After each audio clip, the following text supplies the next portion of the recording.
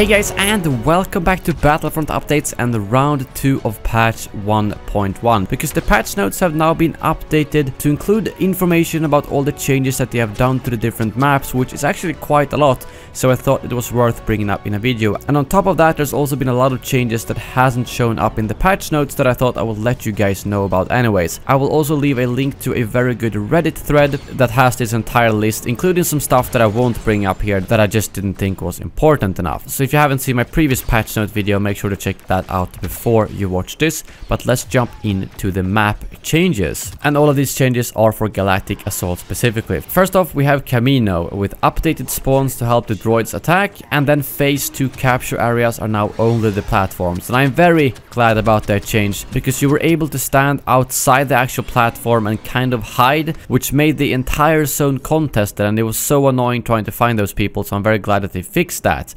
And then for Tatooine, they have removed the A-Wing and reduced the AT-ST's battle point cost from 2,500 to 1,500, and reduced the explosive objective timer. And I'm assuming that explosive objective timer is for the final phase, in which case I don't quite understand that, because I felt like the final phase has always been the easiest one. You pretty much win as the attacker 99% of the games, but I guess we'll see how it works out. And they haven't said specifically how much they have reduced it.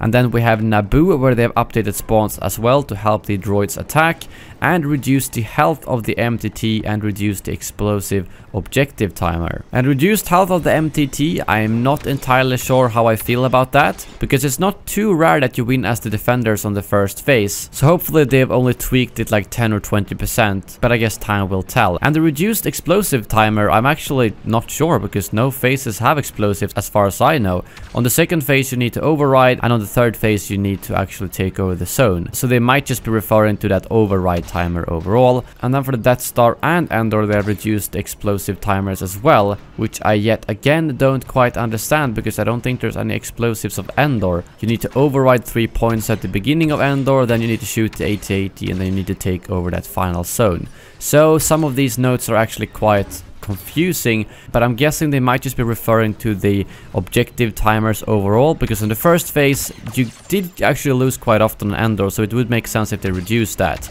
And then on both Hoth and Kashyyyk, it also says reduced explosive objective timer, but it also says reduced health on the AT-ATs and the MTTs. So it seems like they have this change across all maps that have big vehicles you need to defeat in the first phase. And on Crate, we have another spawn change and reduced the health of phase 3 objectives from 5,000 to 4,000.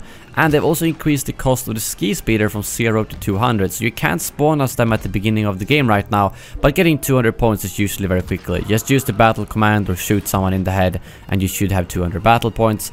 And I guess it's kind of good so that people can't just spam it over and over and over if they just die, but I don't think it's gonna affect the balance a lot. And on this phase I do agree on the reduced health of the AT M6s, because I think I've only won once as a defender on the first phase.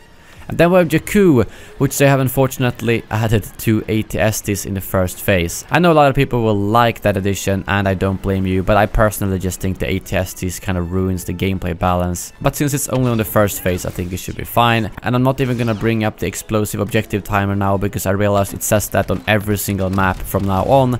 So just keep that in mind, that it should be decreased on all maps. But they've also updated the spawns and the combat area for phase 4 on Jakku. And on Yavin, they have decreased the battle point cost for AT-STs, Death Troopers and Imperial Rocket Troopers.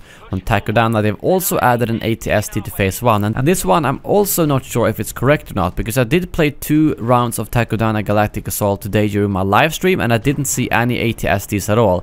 So either that is another typo, or no one picked them when I played. And they've also updated phase 2 objective locations. And lastly, for Galactic Assault, on Starkiller Base, they have tweaked resistance spawns and first order combat area in phase 1. And in Strike it just says tweaked bomb timer duration and minor balancing tweaks. And one thing they've also added to the patch notes on the general point that I was actually gonna bring up is the fact that they have changed the visual appearance of the first order on Crate. They now actually have these snowtrooper outfits, which I think fits perfectly considering Crate is very white. And I think this is probably the best fix of the entire patch.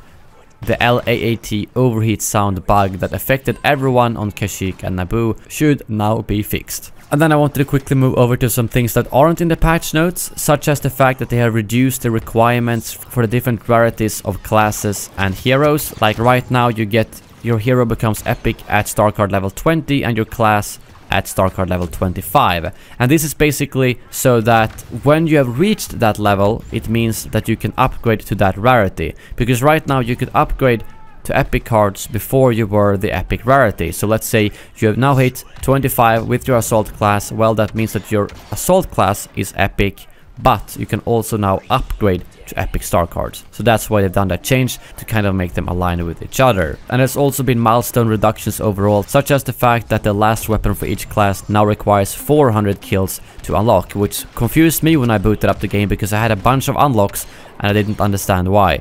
Because it doesn't just apply to the weapon unlock, but to many of the milestones overall. So make sure to check out your career page if you have anything new to claim. Yoda can apparently no longer block flamethrowers, at least that's what I've read.